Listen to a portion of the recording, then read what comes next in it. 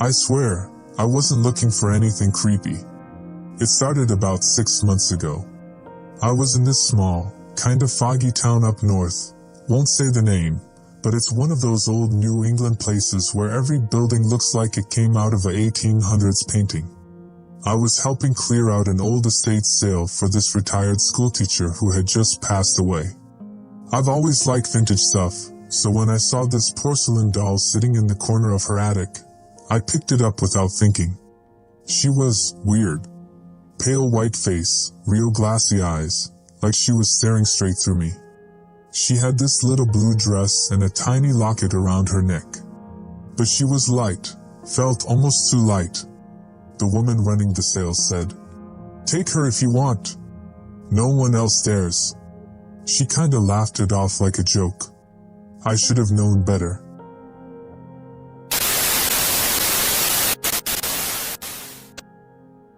I should have left it there. That's the one thing I keep thinking about. Over and over again. If I had just walked away, if I hadn't picked it up, maybe things would have stayed quiet. Normal. Safe. But I didn't. I saw the doll, and I took it. And ever since that day, my life hasn't been the same. It started on a gray afternoon in a little town I won't name. The kind of place that feels stuck in time, where the paint peels off old Victorian porches, and the air always smells like damp leaves and chimney smoke.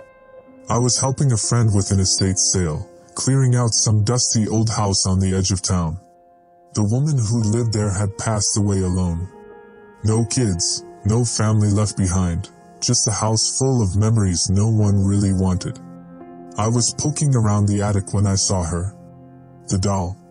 She was tucked behind a stack of yellow newspapers in a moth-eaten trunk, just barely visible in the low, flickering light from a bare bulb overhead. Porcelain. Pale. With a cracked little mouth and wide, glassy eyes that felt like they were locked on mine the second I stepped into the room. I don't know why I picked her up. Maybe I felt bad for her, covered in dust and forgotten like that. Or maybe I just wasn't thinking. Whatever the reason, I wiped her off, carried her downstairs, and told myself she'd make an interesting little piece for the shelf in my living room. That night, that's when everything began. It was quiet at first. I remember setting the doll on the shelf, right in the center. I turned off the lights, made some tea, watched a little TV. Just a normal evening. Nothing strange. Nothing out of place. But around midnight, I know it was midnight because I glanced at the oven clock on my way to the sink. I started hearing something from upstairs. It was faint but sharp. A kind of dragging sound. Like something scratching. Not constant. Just slow, uneven scrapes, followed by silence, then another set. Not fast like claws or paws. Not frantic. No. This sounded deliberate. Measured. Fingernails, maybe? On wood. At first, I figured maybe a tree branch was hitting the side of the house. It was windy outside, and old houses creak all the time. But the sound kept happening. Same rhythm. Same spot. Like something, or someone, was just waiting up there. I tried to shake it off. Told myself I was being dramatic. I even laughed, just a little, to myself. But I couldn't ignore it. The sound wasn't coming from outside. It was coming from inside the house. And more than that, it was coming from the attic. I didn't even want to go up there. That attic had always given me weird vibes, even before the doll. Low ceiling. Narrow stairs. The kind of silence that feels heavy in your chest. But eventually curiosity got the better of me. I grabbed a flashlight, tried not to look too nervous, and made my way upstairs. Every step creaked louder than it should have. The hall felt colder than usual. I stopped in front of the attic door and just stood there for a second, listening. Nothing. No scratching now. No sound at all. Just silence. But then I noticed something. 3 long, jagged scratches on the inside of the attic door. Not deep, but fresh.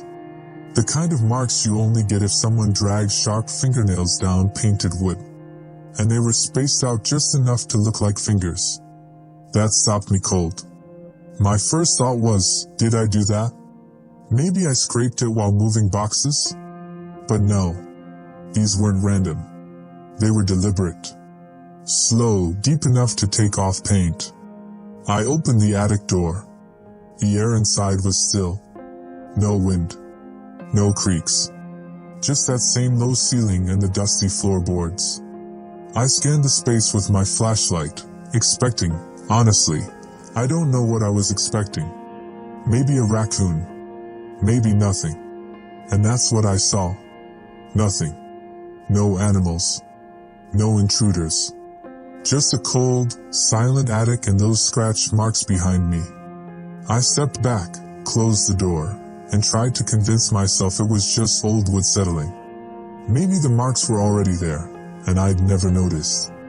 I wanted so badly to believe that. But that night I didn't sleep. I lay awake in bed, staring at the ceiling, just listening. Every creak of the floorboards sounded like footsteps. Every shift of the wind sounded like breathing. I felt like I wasn't alone, even though I knew I was. And downstairs, in the living room, sitting quietly on the shelf, was that doll. Still facing forward. Still staring. But in the dark, I could have sworn her head had turned, just slightly, to the left. Facing the stairs. Facing me. That was just the first night. And that was only the beginning. They say fear gets easier to live with after a while. That's a lie. After what happened that first night, I told myself I was overreacting. That I was just tired, maybe a little on edge from being alone in that creaky old house. I even tried laughing it off the next day, pretending the scratches meant nothing. I didn't want to be the kind of person who gets spooked by their own furniture. But even then, even while I was trying to stay calm, I started keeping all the lights on. The weird thing is, for a few days, nothing happened. No more scratching, no crying, no signs of the doll moving around. She just stayed there on the shelf, like a harmless decoration. Still. Quiet. Watching. And honestly, that was worse. Because it made me second-guess myself.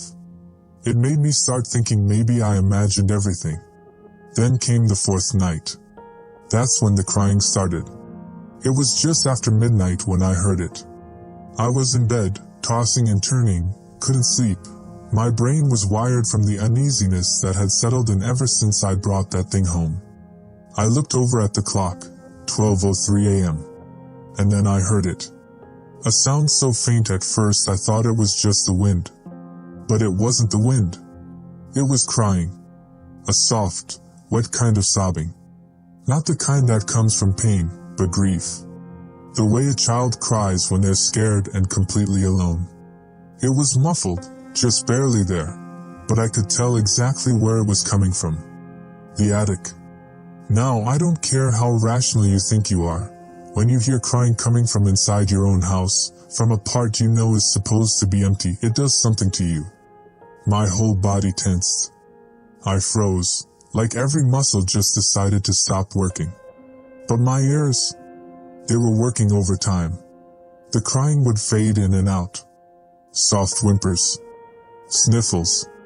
Then it would go silent for a few seconds before starting again, just a little louder.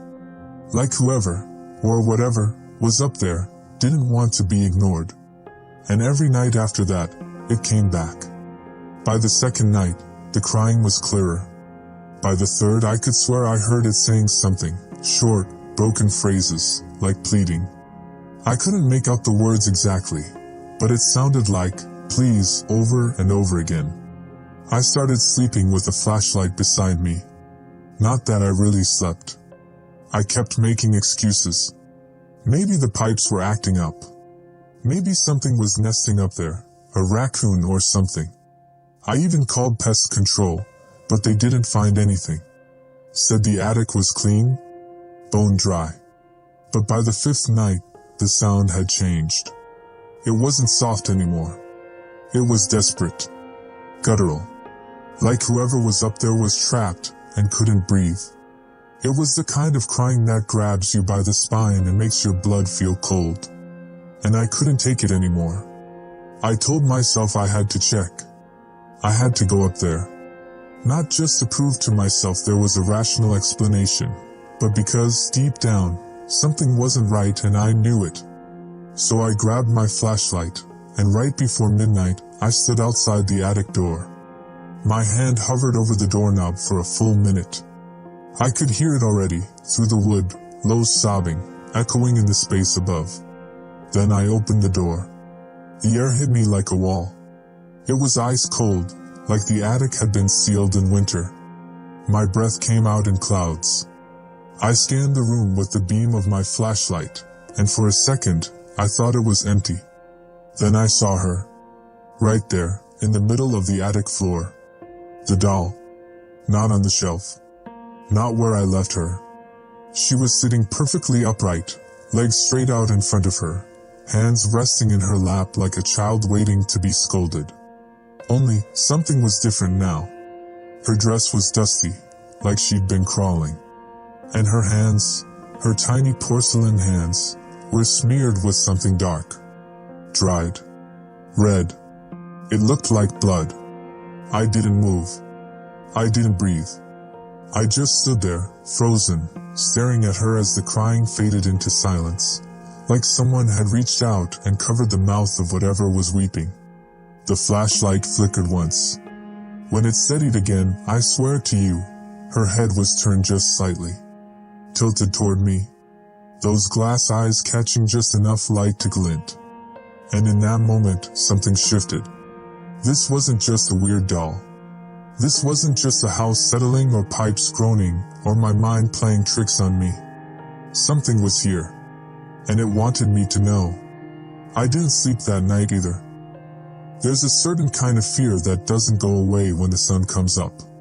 It just waits, quietly, in the corners of your house, in the shadows of rooms you used to feel safe in. And by the time the third week rolled around, that fear had settled in deep. I couldn't eat. Couldn't sleep. I kept hearing things, even during the day. Light tapping behind walls. That same low, breathy crying in the attic. Cold spots in the hallway where there shouldn't be any. And the doll, she wouldn't stay put. Every morning I'd find her somewhere new.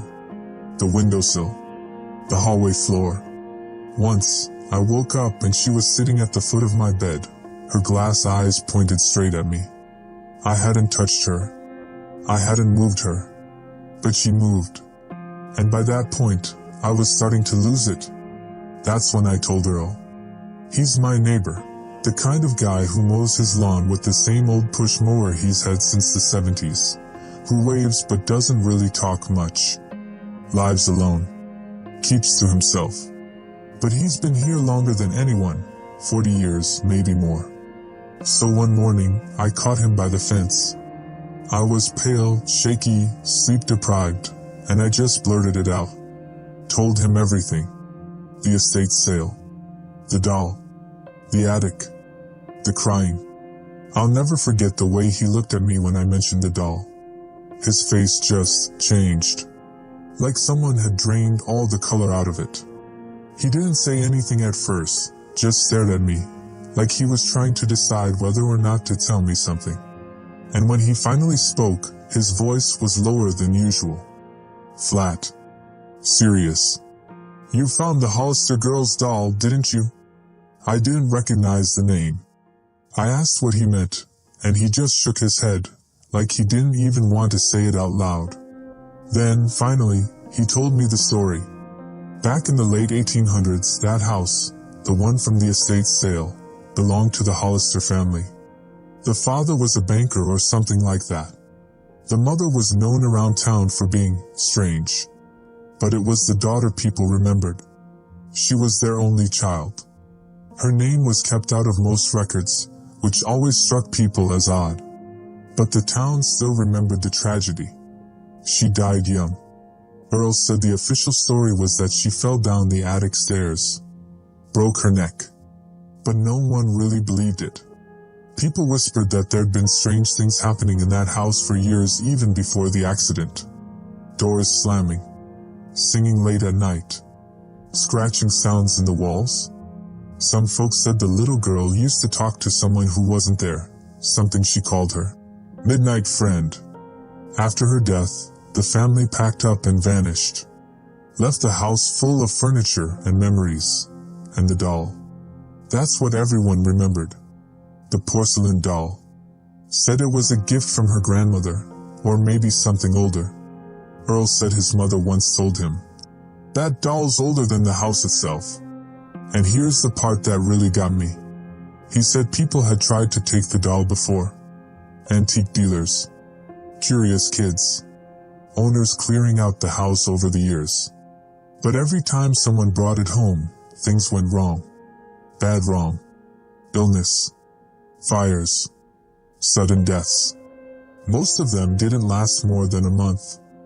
I asked him why no one ever just destroyed it, threw it out, burned it. And he just looked at me, no emotion in his face, and said, "Some things don't like to be thrown away." That sentence stuck in my head like a splinter. All day, I kept thinking about it, staring at the shelf where I had placed her again that morning, only to find her gone by afternoon. The house felt colder than usual. Not in a drafty way, but like something around me was pulling the warmth out of the air. I started noticing little things. Smudges on the walls that looked like fingerprints. Faint red streaks on the floor that I couldn't explain. My phone's battery started dying in minutes. Lights flickered constantly. My pets, my cat and my dog, they refused to go near the attic stairs. They'd just sit and stare at it, growling, hissing, sometimes whining. I tried locking the attic door. I even nailed the chair across it. Didn't matter. Every night, at exactly midnight, the crying started again. And it got worse. Deeper. Louder. Angrier. There was one night I swear I heard scraping under my bed while I lay there, frozen. Not mice. Not shifting wood.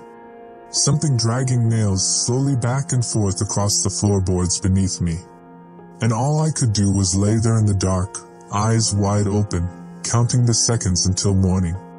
Earl doesn't talk to me anymore. I think I scared him. Or maybe he knew what was coming and decided it wasn't his problem. Can't say I blame him. But I started doing research. Digging into old archives, newspaper scans, town records. Most of the details had been scrubbed or lost to time. But every now and then, a name would pop up. A familiar address. A pattern. People took the doll. Strange things happened. The house always ended up abandoned again. It was like a cycle. And now I'm part of it. It's been 26 days since I brought her home. I don't know if I'll make it to 30. But I do know this. She cries louder every night. And I'm starting to see things move in the mirror. Reflections that aren't mine. So if you're watching this or hearing this, don't take things that aren't meant to be found.